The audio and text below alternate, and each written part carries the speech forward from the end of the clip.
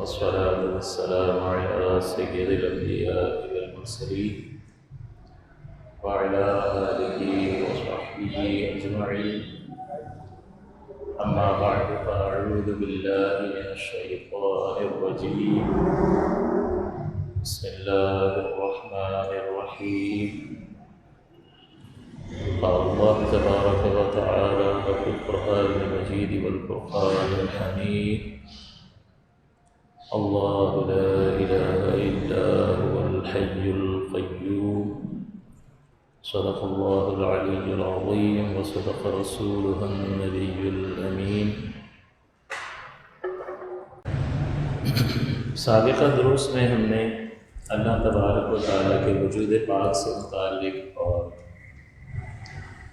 اللہ تبارک و تعالیٰ کی صفات سے متعلق چند باتیں سماعت کی، اور اللہ تبارک و تعالیٰ کا کیا تصور، کیا خاکہ ایک مسلمان کے ذہن میں ہونا چاہیے، اس کے بارے میں بھی آپ کی خدمت میں عرض کیا تھا کہ فقط اتنا ذہن میں ہو کہ ایک ذات ہے جو اپنے علم اور قدرت سے ساری کائنات کو گھیرے ہوئے ہے. کسی طرح بھی اس کا خاکہ، اس کی کوئی تصویر ہمارے ذہن میں نہیں قائم ہو سکتی، اس لیے کہ نہ اسے کسی نے دیکھا، نہ حضور صلی اللہ علیہ وسلم نے اللہ تعالیٰ کی ذات پاک کے بارے میں بتایا، نہ اس کی صفات کے بارے میں بتایا، بلکہ ذات میں غور کرنے سے منع فرمایا کہ اللہ کی ذات میں غور نہ کرو بلکہ اللہ تبارک و تعالیٰ کی صفات میں غور کرو.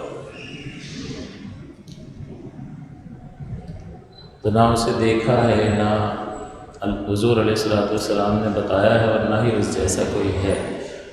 لہٰذا یہ تینوں ذرائع مفقود ہیں، اور یہی وہ تین ذرائع ہیں جس کی بنا پر کسی کا خاکہ، کوئی نقشہ، کوئی تصویر ہمارے ذہن میں بن سکتی ہے. لہٰذا اللہ تعالیٰ کی کوئی تصویر تو ہمارے ذہن میں نہیں بن سکتی.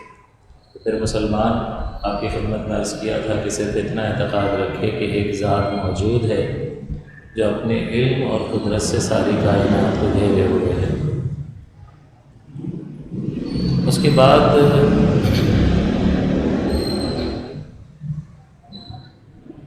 اگر اجمالی خلاصہ مطلب اس کا ذکر کیا جائے تو میں نے عقلی دلائل کے ذریعے سے بھی اور نقلی یعنی قرآن اور حدیث کے دلائل کے ذریعے سے بھی آپ کو یہ باتیں سمجھائیں کہ کوئی نہ کوئی ہے ذات جس نے کائنات کو بنایا. پھر وہ واحد ہے، اگر ایک سے زیادہ خالق ہوتے تو نظام کائنات تباہ و برباد ہو جاتا. تباہ نہیں ہوا، نظام کی بقا اس بات کی دلیل ہے کہ اس نظام کو چلانے والا بھی ایک ہی ہے. تو اب پھر یہ بھی ذکر کر دیا گیا تھا کہ اس کی وہ ہمیشہ سے ہے اور ہمیشہ رہے گا، یعنی نہ ہونا اس پر کبھی طاری نہ پہلے ہوا ہے اور نہ آئندہ مستقبل میں کبھی نہ ہونا اس پر طاری ہوگا کہ کوئی ایک لمحہ ایسا آ جائے کہ اللہ تعالیٰ کا وجود نہ ہو. ہاں، ہم نہیں تھے، اللہ تعالیٰ نے پیدا کر دیا، اور جب تک اللہ تعالیٰ چاہے گا ہم رہیں گے، اور اس کے بعد ہم نہیں ہوں گے. تو نہ ہونا مخلوق پر طاری ہوتا ہے، خالق پر طاری نہیں ہوتا. پھر یہ سوال پیدا ہوتا ہے کہ اگر یہ اتنی ہی سادہ بات ہے کہ آپ نے عقل کی روشنی میں یہ دلیل قائم کی کہ بھئی خود بخود کچھ بھی نہیں بنتا، تو کوئی نہ کوئی خالق تو ضرور ہے، اور زیادہ ہوتے تو تباہ نظام چل نہیں سکتا تھا، لہٰذا ایک ہی ہے. تو اگر یہ اتنی ہی سادہ بات ہے تو پھر ساری دنیا مسلمان کیوں نہیں ہو جاتی؟ یہ سوال تو پیدا ہوتا ہے. تو اصل میں سوچنے کی بات یہ ہے کہ لوگوں کے دو گروہ ہیں. ایک گروہ جو بہت قلیل ہے وہ ایسا ہے کہ جو خدا کے وجود کو مانتا ہی نہیں کہ بھئی جب سے ہم نے آنکھ کھولی ہے ہم نے تو سب کچھ خود بخود ہوتے ہوئے دیکھا ہے. اس کو کہتے ہیں دہریہ، کہ جو خدا کے وجود ہی کا منکر ہوتا ہے. ایتھیسٹ کہتے ہیں اس کو انگلش میں. اب اس کو اگر آپ سامنے بٹھا کر چند سوالات کرو گے تو وہ جواب نہیں دے سکے گا. کہ اگر اس کو کہو گے یہ کیمرہ خود بخود بن کر میرے سامنے آ گیا تو نہیں مانے گا. نہیں، ایسا کیسے ہو سکتا؟ تو بھئی یہ چھوٹا سا کیمرہ نہیں بن سکتا تو اتنی بڑی کائنات خود بخود بن گئی. تو وہ جواب صرف اتنا دیتا ہے کہ بھئی میں نے تو اس کو ہر چیز کو اسی طرح سے دیکھا ہے، پودا خود بخود اگ جاتا ہے، پھل نکل آتے ہیں خود بخود.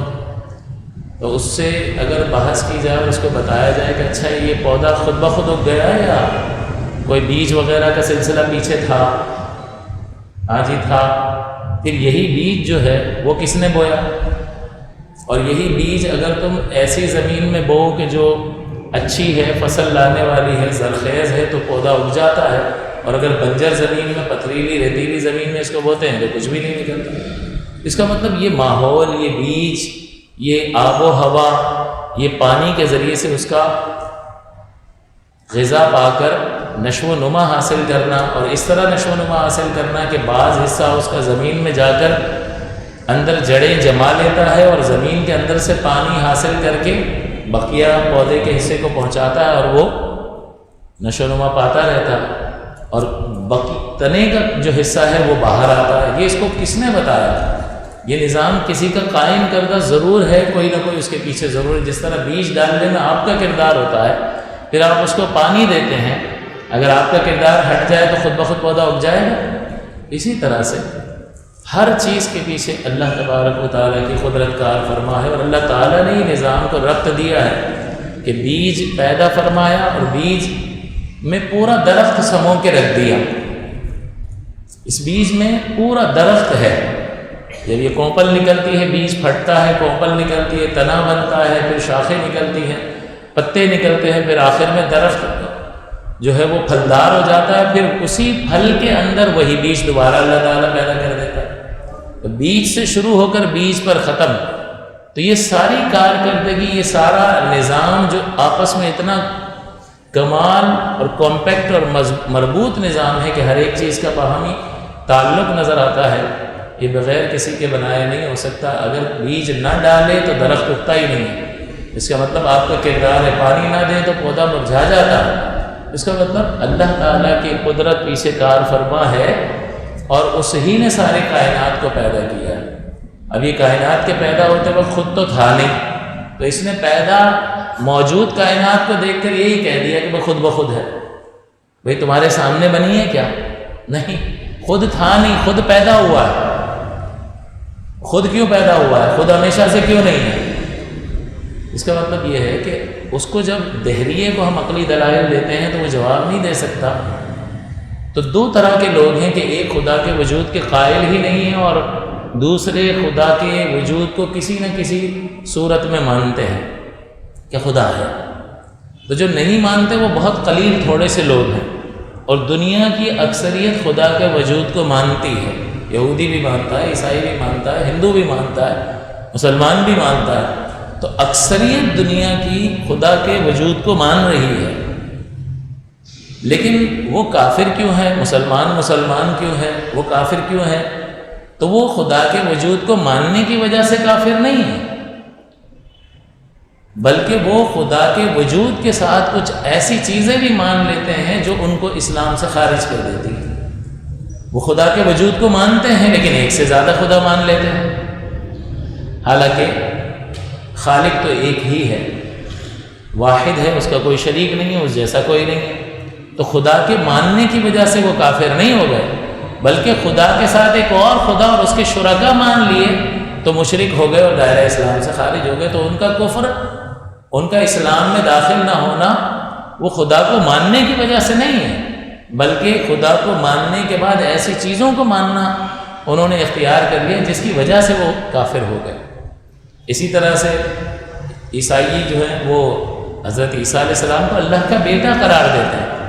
اب اللہ کو تو وہ مانتے ہیں، لیکن ایک ایسی چیز اور مان لی کہ اللہ کے لیے اولاد تسلیم کر لی، اور یہ شرک فی الذات ہوتا ہے کہ بھئی اگر خدا کا بیٹا ہوگا تو خدا ہی ہوگا نا، انسان کا بیٹا انسان، حیوان کے یہاں جو نسل ہوتی ہے، جو بچے ہوتے ہیں، تو گائے کا بچہ، بیل کا بچہ، بیل ہی پیدا ہوگا، گائے ہی کی صورت میں پیدا ہوگا، وہ انسان تو نہیں ہوگا۔ تو اگر خدا کے لیے اولاد تسلیم کریں گے تو پھر وہ خدا ہی ہوگی۔ تو انہوں نے جب خدا کے لیے بیٹا تسلیم کر لیا تو یہ سبب بنا ان کو اسلام سے نکالنے کا۔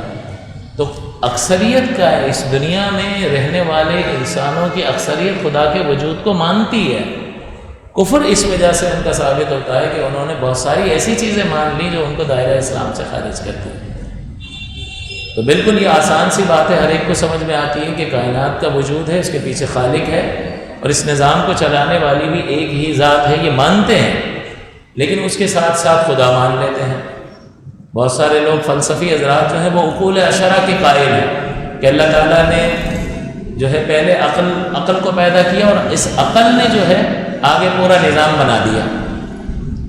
تو اب یہ فاسد عقیدہ ہے، تو خدا کے وجود کو وہ بھی مانتے ہیں، لیکن ایک فاسد عقیدے کی وجہ سے وہ دائرہ اسلام سے خارج ہو جاتے ہیں۔ تو آپ غور کیجئے کہ انسانوں کی اکثریت خدا کے وجود کو مانتی ہے، باقی یہ ہے کہ کچھ فسادات انسان کے عقائد میں پیدا ہو جاتے ہیں، تو پھر ظاہر سی بات ہے کہ وہ مسلمان نہیں رہتا۔ یہی وجہ ہے کہ ہم یہاں پر عقائد کا بیان دلائل کے ساتھ کیوں کر رہے ہیں۔ اس کا سبب یہی ہے کہ جب ہم دلیل جانیں گے تو دلیل جاننے کے بعد ہمارا اعتقاد مضبوط ہو جائے گا، اور پھر اس طرح سے ہمارے ایمان کی حفاظت ممکن ہوگی۔ اگلی بات جو میں آپ کی خدمت میں عرض کروں، اس میں ایک عقیدہ یہ ہے کہ اللہ تعالیٰ فرماتا ہے هو الذی خلق لکم ما فی الارض جمیعا، کہ وہی ہر شے کا خالق ہے، ذوات ہوں یا افعال سب اسی نے پیدا کیے ہیں۔ اس کی دلیل ایک اور بھی اللہ تعالیٰ فرماتا ہے واللہ خلقکم وما تعملون، اللہ تعالیٰ نے تمہیں بھی پیدا کیا ہے اور ان افعال کو بھی پیدا کیا ہے جو تم کر رہے ہو، یعنی ہمارے وجود کا خالق بھی اللہ تعالیٰ ہے، اور جو کچھ ہم کر رہے ہیں اس فعل کا خالق بھی اللہ تعالیٰ ہے۔ جیسے اس وقت میں یہ کلام کر رہا ہوں تو جو آواز نکل رہی ہے اس کا خالق کون ہے؟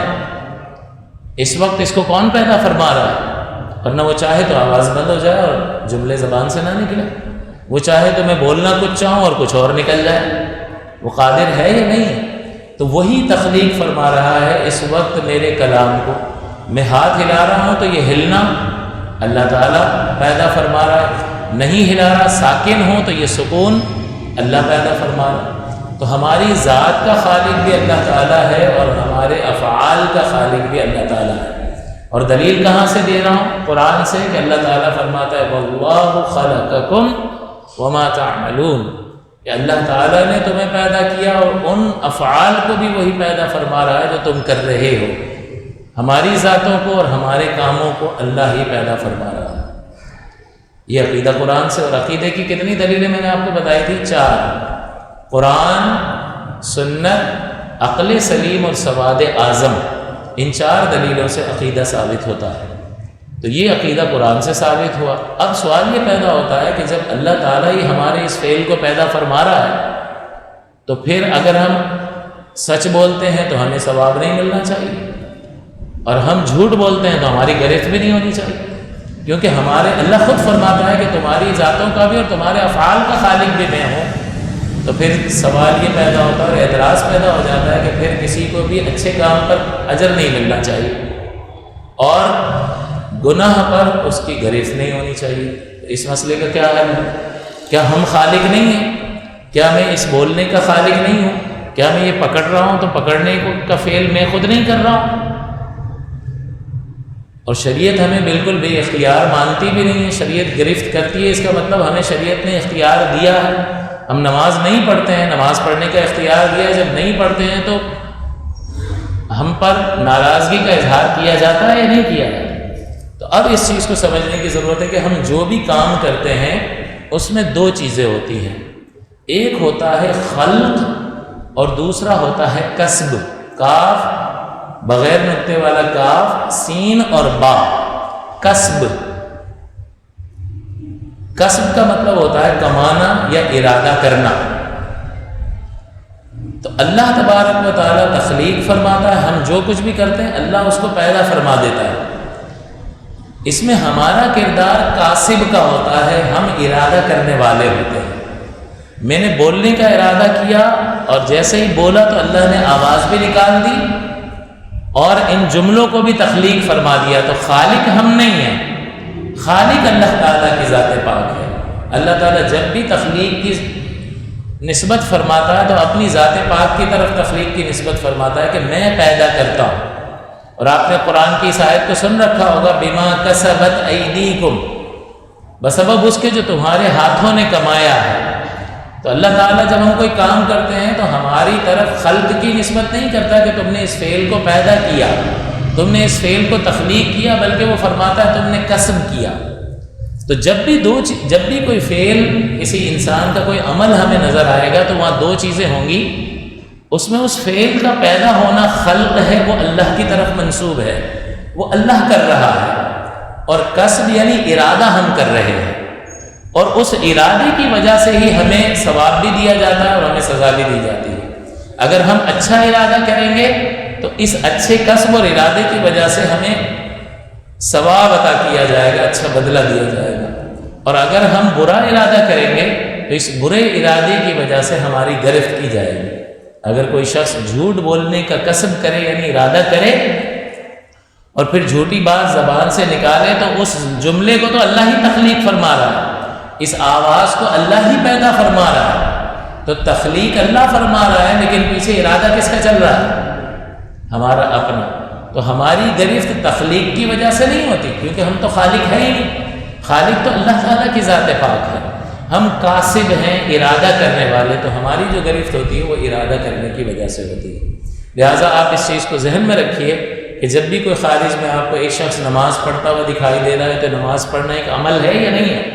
تو اس نماز پڑھنے کے عمل کو کون پیدا فرما رہا ہے؟ آپ کا اس طرح ہاتھ باندھنا، ایسے کھڑے ہو جانا، پھر رکوع کی حالت اختیار کر لینا، تسبیحات زبان سے ادا کرنا، سجدے کی حالت میں ہونا، تو یہ سارے افعال کا خالق اللہ ہے۔ لیکن نماز ادا کرنے پر ہمیں ثواب ملے گا یا نہیں ملے گا؟ ہمارے ذمے میں جو قرض ہے وہ اتر جائے گا نماز پڑھنے کی صورت میں، نہیں اترے گا؟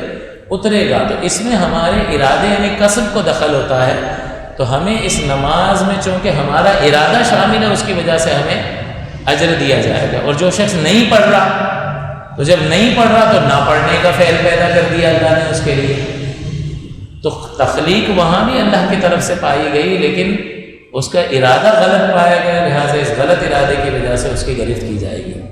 تو ہر شے کا خالق اللہ ہے، چاہے ذاتیں ہوں یا افعال ہوں، افعال فعل کی جمع ہے، تو چاہے ہمارا وجود ہو یا ہمارے کام ہوں، ان تمام چیزوں کو اللہ تعالیٰ پیدا فرماتا ہے، اور اس کام میں اور عمل میں ہمارا کردار کاسب کا یعنی ارادہ کرنے والے کا ہوتا ہے، اور اس ارادہ کرنے ہی کی وجہ سے ہمیں اچھے ارادے کے بدلے میں اجر دیا جاتا ہے، اور برا ارادہ کرنے کی وجہ سے ہماری گرفت کی جاتی ہے۔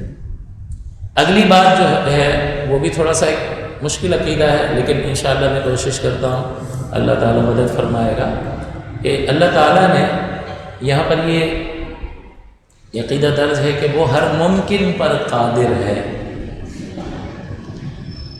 کوئی ممکن اس کی قدرت سے، اس کے کنٹرول سے باہر نہیں ہے۔ تو اب جن چیزوں کو ہم تصور کر سکتے ہیں وہ تین طرح کی ہیں۔ ایک ہے واجب۔ واجب کا مطلب یہ ہے کہ جس پر عدم طاری نہ ہو، جو کبھی بھی فنا نہ ہو، ہمیشہ رہے، اس کو کہتے ہیں واجب۔ اور یہ کس کے لیے کہہ سکتے ہیں؟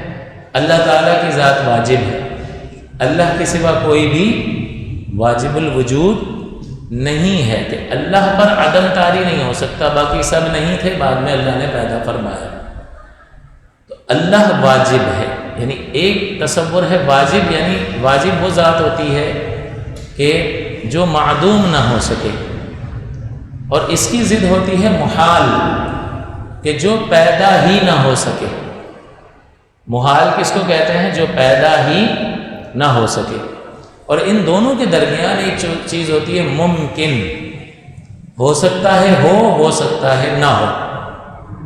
جیسا کہ ہم ممکن ہے یا نہیں، اللہ تعالیٰ ہمیں بنا سکتا تھا اور بنا بھی دیا، تو بہت سارے ممکن ایسے ہیں کہ اللہ تعالیٰ اس کو کر سکتا ہے اور کر کے ہمیں دکھا بھی دیا۔ سورج ممکن ہے یا نہیں ہے، اور اللہ نے بنا کے بھی دکھا دیا۔ آسمان ممکن ہے یا نہیں ہے، ممکن ہے، اور اللہ تعالیٰ نے بنا کے بھی دکھا دیا۔ واجب نہیں ہے، واجب فقط اللہ کی ذات ہے کہ جو ہمیشہ سے ہے، لیکن سورج واجب نہیں ہے۔ کیوں واجب نہیں ہے آپ کیا کہیں گے؟ اس لیے کہ ہمیشہ سے نہیں ہے۔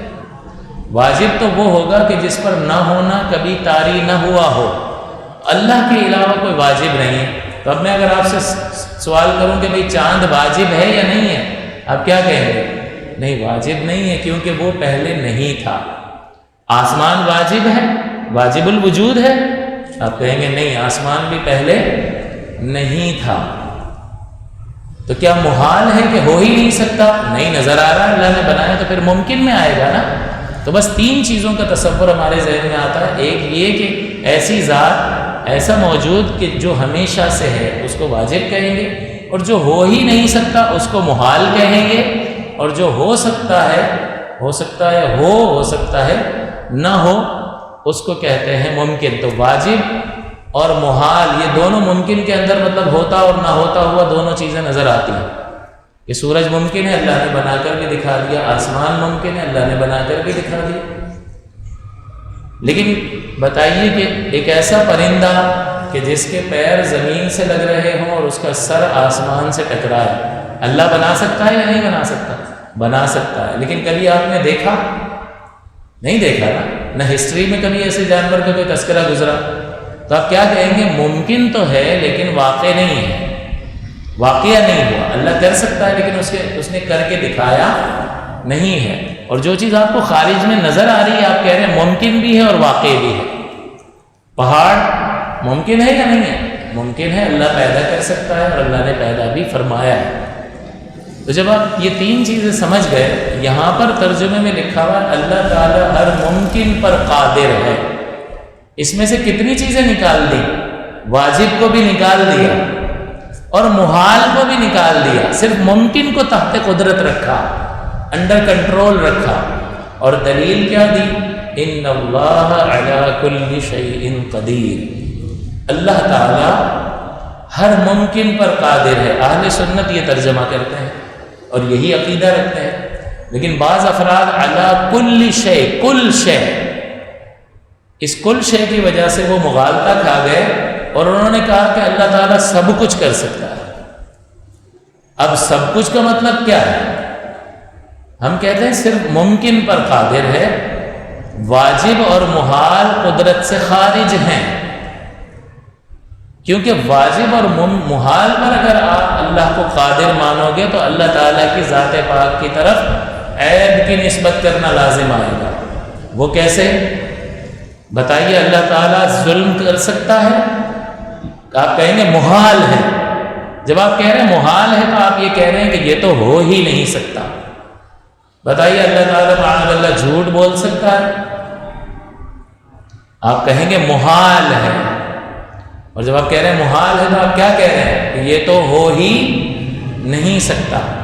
تو اگر کوئی کہے کہ محال پر بھی قدرت ہے تو گویا کہ وہ یہ کہہ رہا ہے کہ اللہ جھوٹ بھی بول سکتا ہے اور ظلم بھی کر سکتا ہے۔ تو آپ محال کو باہر نکالو گے یا نہیں نکالو گے؟ اس لیے کہ اگر محال کو قدرت کے تحت مانو تو اللہ تعالیٰ کی ذات پاک کی طرف عیب کی نسبت کرنا لازم آتا ہے۔ اور کیا اللہ تعالیٰ نے یہ آیت پاک اس لیے اتاری تھی کہ ہم اس کی طرف عیب کی نسبت کریں، یا اپنی بڑائی اور اپنی برتری اور اپنی عظمت کو ظاہر کرنے کے لیے یہ آیت اتاری ہے؟ ان اللہ علی کل شیء قدیر، اللہ تعالیٰ ہر ممکن پر قدرت رکھتا ہے۔ اللہ تعالیٰ نے اپنی عظمت کے اظہار کے لیے یہ آیت اتاری، اور اللہ تعالیٰ اس آیت کا معنی غلط لے لیا اور محال کو تحت قدرت رکھا بعض لوگوں نے، اور پھر جب تحت قدرت رکھا تو پھر اس کا مطلب یہ ہوا کہ محال پر قدرت کا ماننا اللہ کو ظالم بھی ماننا ہے معاذ اللہ، اور اللہ تعالیٰ کو جھوٹ بولنے والا، اور جتنے بھی عیوب ہیں آپ متصور کر لیں وہ سارے کے سارے تحت قدرت داخل ہو جائیں گے، اور سارے عیبوں کی نسبت اللہ کی طرف ہو جائے گی۔ اللہ تعالیٰ تو سبحان ہے۔ اور ذرا عقل سے کام نہیں لیتے بعض افراد، جو اللہ تعالیٰ کے حبیب سے محبت کا تعلق رکھتے ہیں وہ با ادب لوگ ہیں، وہ دیکھتے ہیں کہ کس کے لیے بات ہو رہی ہے۔ اللہ تعالیٰ فرماتا ہے وَمَكَرُوا وَمَكَرَ اللَّهُ، کافروں نے مکر کیا، فریب کیا۔ وَمَكَرَ اللَّهُ، اللہ تعالیٰ اپنے لیے بھی میم کاف اور را یہی لفظ استعمال فرما رہا ہے، لیکن اعلیٰ حضرت نے کیا ترجمہ فرمایا؟ اور اللہ تعالیٰ نے اپنی خفیہ تدبیر فرمائی، واللہ خیر الماکرین، اور اللہ تعالیٰ سب سے بہتر خفیہ تدبیر فرمانے والا ہے۔ اور دوسروں نے کیا ترجمہ کر دیا کہ اللہ تعالیٰ سب سے بڑا فریبی ہے۔ بھئی کافر کے لیے مکر کا لفظ آ رہا ہے تو ترجمہ فریب ہی کریں گے، دھوکہ ہی کریں گے، لیکن ذات وحدہ لا شریک کے لیے جب اللہ تعالیٰ یہ لفظ ارشاد فرما رہا ہے تو اس کا ترجمہ یہ کریں گے کہ فریبی ہے معاذ اللہ۔ تو ادب والے کو یہ حصہ حاصل ہوا، اور امام اہل سنت کا صدقہ ہے کہ آپ کا کرم اور آپ کی مہربانی ہے کہ وہ عشق رسول کی شمع ہمارے سینوں میں جلا دی اور ہمیں بتا دیا کہ ادب والا جو ہے وہی سرفراز ہوتا ہے، با ادب ہی با نصیب ہوتا ہے، اور بے ادب کا کوئی حصہ اور کوئی نصیب نہیں ہوتا۔ تو اس علی کل شیء سے دھوکہ کھا لیا، اور جو ہو ہی نہیں سکتا اس کو تحت قدرت مان لیا۔ حالانکہ اللہ تعالیٰ نے بہت ساری چیزوں کو تو منع بھی فرمایا کہ اللہ تعالیٰ کی شان نہیں ہے کہ اللہ تعالیٰ یہ کرے، لا تأخذہ سنۃ ولا نوم، نہیں فرمایا کہ نہ اسے اونگ آتی ہے اور نہ اسے نیند آتی ہے۔ اب ہم کہیں یار میں تو سو بھی سکتا ہوں اور میں تو اونگتا بھی ہوں اور اللہ تو یہ کر ہی نہیں سکتا، لہٰذا میں افضل ہو گیا۔ بے وقوفی ہے، حماقت ہے، یہ غفلت ہے، اور غفلت عیب ہے، اور اللہ تعالیٰ عیب سے پاک ہے۔ خود فرماتا ہے وَمَا اللَّهُ بِغَافِلٍ عَمَّا تَعْمَلُونَ، اللہ تعالیٰ تمہارے کرتوتوں سے غافل نہیں ہے۔ تو اونگنا تو غفلت کی علامت ہے، اور نیند آ جانا اور سو جانا تو سراسر غفلت ہے، اور یہ اللہ تعالیٰ کی شان کے لائق نہیں ہے۔ وَلَا يَئُودُهُ حِفْظُهُمَا وَهُوَ الْعَلِيُّ الْعَظِيمُ، اللہ تعالیٰ کو یہ ساری کائنات کی حفاظت تھکاتی نہیں ہے، وہ تھکنے سے پاک ہے۔ تو بہت سارے عیب جو ہیں جن کی نفی اللہ تعالیٰ نے خود فرمائی ہے، تو اب آپ ان عیبوں کو بھی شامل کر دیں اور کہیں کہ ان اللہ علی کل شیء قدیر، ہو سکتا ہے ایسا؟ تو اللہ تعالیٰ نے خود عیوب کی اپنی ذات سے نفی فرمائی ہے، اپنے پاکی کو بیان فرمایا، اپنے آپ کو سبحان قرار دیا۔ اور یہ آیت پاک اللہ تعالیٰ کی عظمت کے لیے اتری ہے یا سارے عیوب کی نسبت اس کی طرف کرنے کے لیے اتری ہے؟ آپ بتائیے، جواب دیجیے۔ تو واجب کو بھی داخل تحت قدرت نہیں رکھیں گے، اور محال کو بھی تحت قدرت نہیں مانیں گے، بلکہ ہم کہیں گے اللہ تعالیٰ ہر ممکن پر قادر ہے۔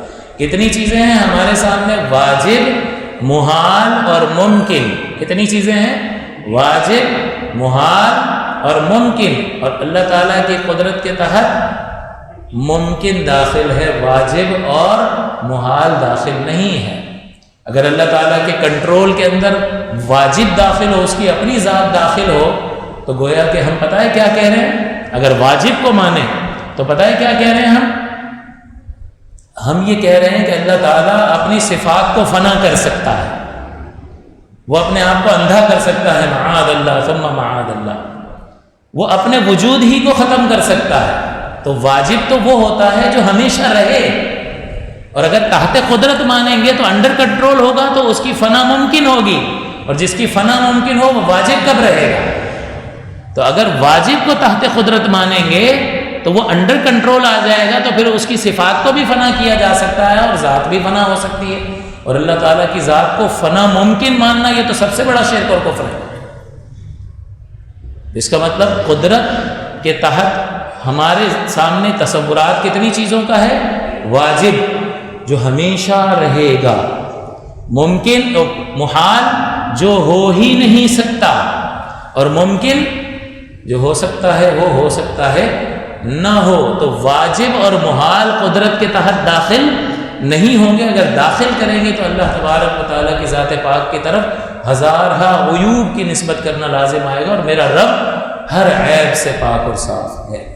لہٰذا کیا ترجمہ کیا اہل سنت نے کہ اللہ تعالیٰ، ہمارا عقیدہ کیا ہے؟ اللہ تعالیٰ ہر ممکن پر قادر ہے۔ اب تھوڑا سا اس عقیدے کو ذرا میں واضح کر دوں، آپ کو بہت اچھے انداز سے سمجھ میں آئے گا۔ یہ ہر کوئی سمجھا نہیں سکتا، یہ بہت مشکل بات ہے۔ آپ نے کہیں یہ سنا نہیں ہوگا اس طرح کی چیزیں نا، یہ بہت مشکل ہوتی ہیں اور کوئی ہمت نہیں کرتا، اور اس میں زبان کو بہت کنٹرول میں رکھنا پڑتا ہے کہ کوئی سلپ آف ٹنگ نہ ہو جائے، کیونکہ ہم اللہ تعالیٰ کی ذات پاک کے بارے میں بات کر رہے ہیں۔ جب اللہ تعالیٰ کی ذات پاک کے بارے میں عقیدہ بیان ہو، بہت زیادہ احتیاط کی حاجت ہوتی ہے۔ جب رحمت کونین صلی اللہ علیہ وسلم کے بارے میں بات ہو، بہت سنبھل کر بولنا پڑتا ہے کہ کہیں انجانے میں بھی کوئی ایسا جملہ ہماری زبان سے کیوں صادر ہو، اور ہمارے کان اس کو کیوں دیکھیں اور ہماری آنکھیں ایسے جملے کو کیوں دیکھیں، ہمارے کان اس کو کیوں سنیں اور آنکھیں کیوں دیکھیں۔ امام اہل سنت سے کسی نے سوال پوچھا اور اس سوال کے اندر اللہ حضور علیہ الصلوۃ والسلام کی ذات پاک کے متعلق کہ فلاں شخص جو ہے وہ حضور کے بارے میں یہ کہتا ہے، اس نے بہت برا لکھ دیا، اس کا کیا حکم ہوگا؟ تو اعلیٰ حضرت فرماتے ہیں کہ میں نے اس پہ صرف ایک لفظ پہ میرے نظر پڑی اور میں نے بند کر دیا کاغذ۔ حالانکہ کفر کو نقل کرنا، اس کی مذمت بیان کرنے کے لیے وہ تو برا نہیں ہے، لیکن اعلیٰ حضرت امام اہل سنت کا مقام بڑا ہے۔ تو جب جواب تحریر فرمانے تب بھی کہتے ہیں کہ میں نے ہمارے یہاں فتاویٰ کتابوں میں درج کیے جاتے ہیں، جو ہم لکھ کر جواب دیتے ہیں وہ ہمیں اپنے پاس بھی کتاب میں ایک ریکارڈ رکھتے ہیں۔ پہلے چھاپا کھانا تو تھا نہیں، ایسے ہی لکھا جاتا تھا، تو میں نے لکھنے والے سے کہہ دیا ہے کہ ان ملعون الفاظ کو، سوال کو بھی پورا کاپی نہ کریں بلکہ ڈیش لگا دیں۔ یہ ہے ادب والوں کا کام۔ تو میں کوشش کرتا ہوں کہ میں آپ کو بتا سکوں کہ اللہ تعالیٰ ہر ممکن پر قادر ہے۔ اب قادر کو سمجھیں کہ صفت قدرت کس کو کہتے ہیں؟ صفت قدرت صفت مؤثرہ ہے۔ مؤثرہ کا مطلب اثر دکھانے والی۔ صفت قدرت صفت مؤثرہ ہے، یعنی اثر دکھانے والی ہے۔ جب اللہ تعالیٰ اپنی قدرت کا اظہار فرماتا ہے تو یہ صفت مؤثرہ 4 طریقوں سے اپنا اثر دکھاتی ہے۔ کوئی چیز نہیں ہے اس کو پیدا کر دیتی ہے۔ بتائیے اثر دکھایا یا نہیں؟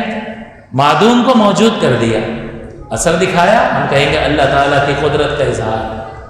ایک چیز موجود تھی، اللہ نے اس کو فنا کر دیا، بتائیے قدرت نے اثر دکھایا؟ تو 2 اثرات ہو گئے کہ معدوم کو موجود کرنا اور موجود کو فنا کر دینا، یہ قدرت کے اثرات میں سے ہے۔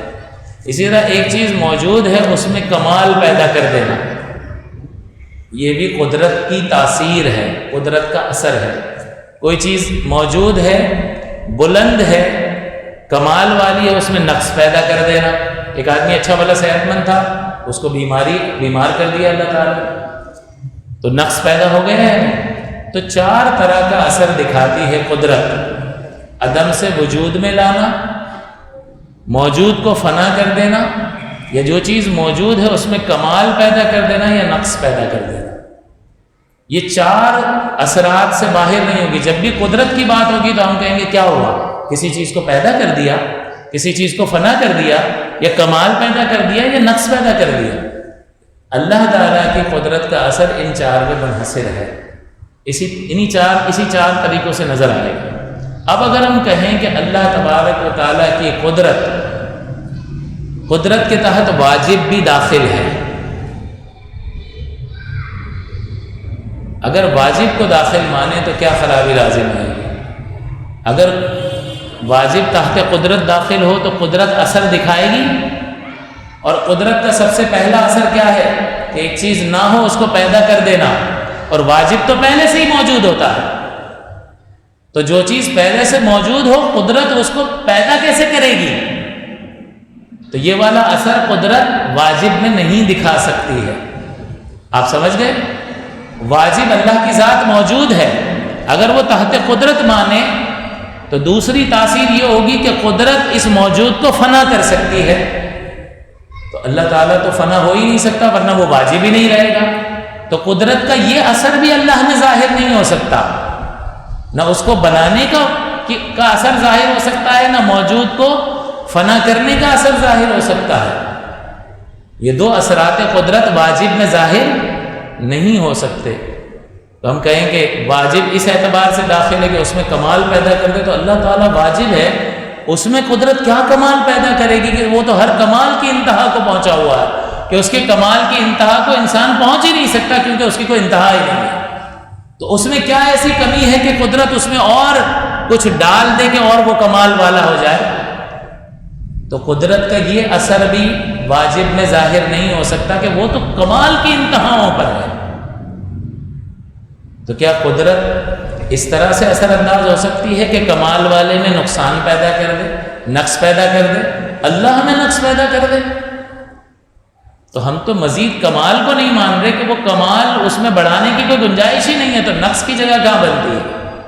تو قدرت کے یہ 4 اثرات ہیں کہ عدم سے وجود میں لانا، وہ تو اللہ پہلے ہی موجود ہے۔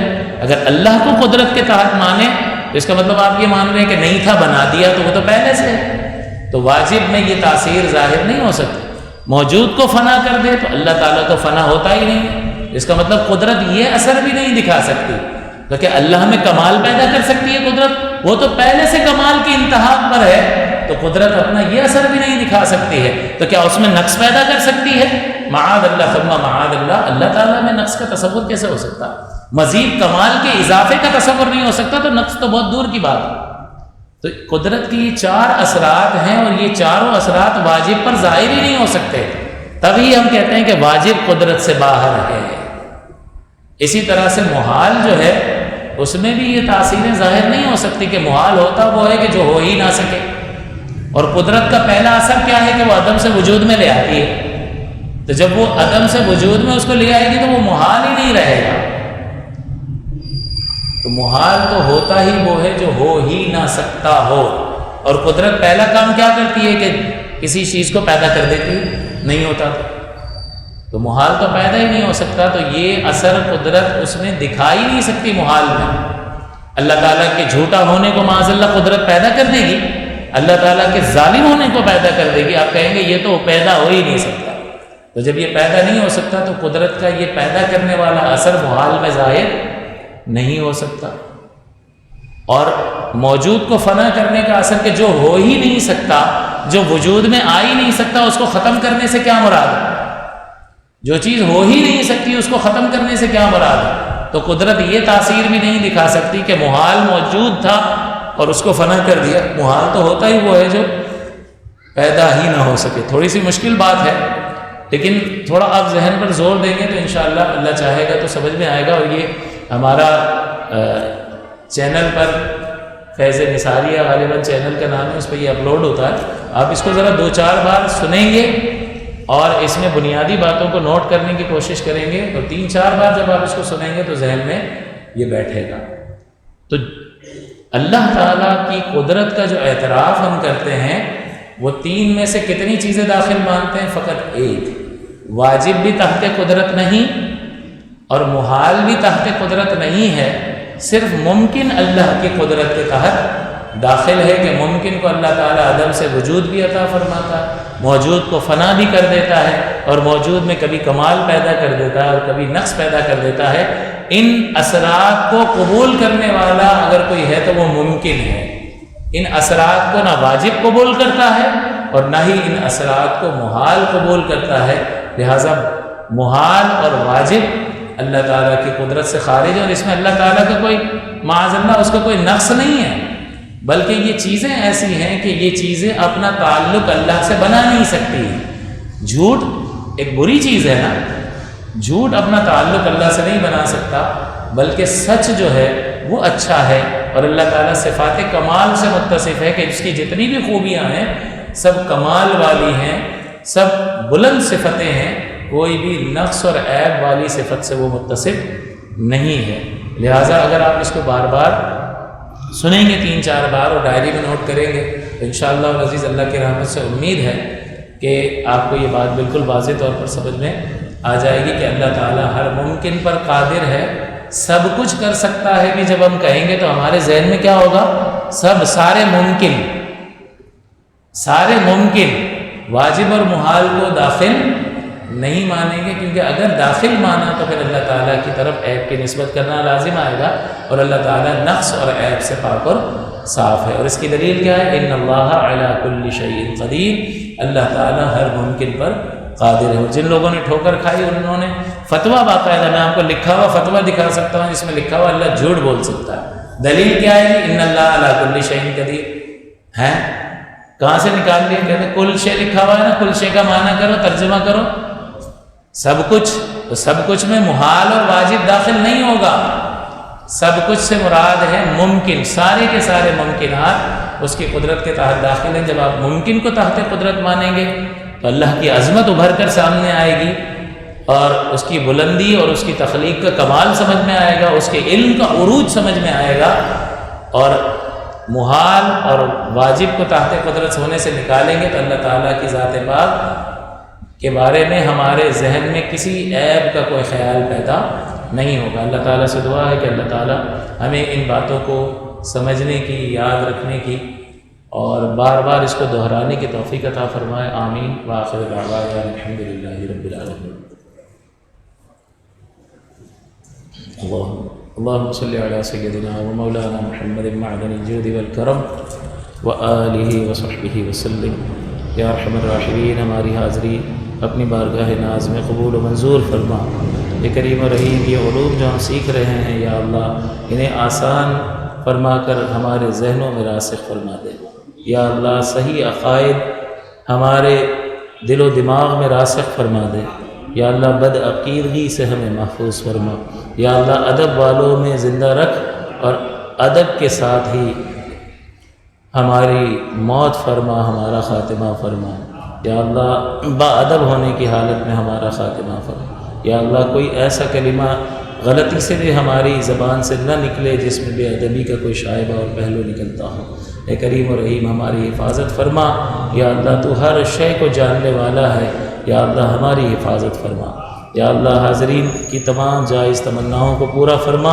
اے کریم و رحیم، انہوں نے اپنا وقت دیا، یا اللہ، ان کا یہ وقت دینا اپنی بارگاہ ناز میں قبول و منظور فرما۔ یا اللہ، اس وقت دینے کا انہیں اس دنیا میں بھی بہترین بدل عطا فرما اور آخرت میں بھی اس کی وجہ سے سرخرو فرما۔ یا اللہ، اس کی وجہ سے ہمارے ایمانوں کی حفاظت فرما۔ یا اللہ، ہمارے بیماروں کو اچھا کر دے۔ یا اللہ، ہماری اولادوں کو نیک بنا دے۔ یا اللہ، تابع فرمان بنا دے۔ یا اللہ، ہمارے حال پر رحم فرما۔ یا اللہ، ہمارے تنگ دستوں کو فراخ دست کر دے۔ یا اللہ، جو رشتوں کے سلسلے میں پریشان ہیں، کریم و رحیم، ان کی مشکلوں کو آسان فرما۔ جو جس پریشانی میں مبتلا ہے، یا اللہ، اس عظیم علم کی برکت کے سبب یا اللہ، ان کی پریشانیوں کو دور فرما، ان کی پریشانیوں کو دور فرما، ان کی تمام پریشانیوں کو دور فرما۔ یا اللہ، ہمارا خاتمہ بالخیر فرما۔ یا اللہ، عالم برزخ کے معاملات میں ہمیں آسانی عطا فرما۔ یا اللہ، میدان محشر کی ذلت و رسوائی سے محفوظ فرما۔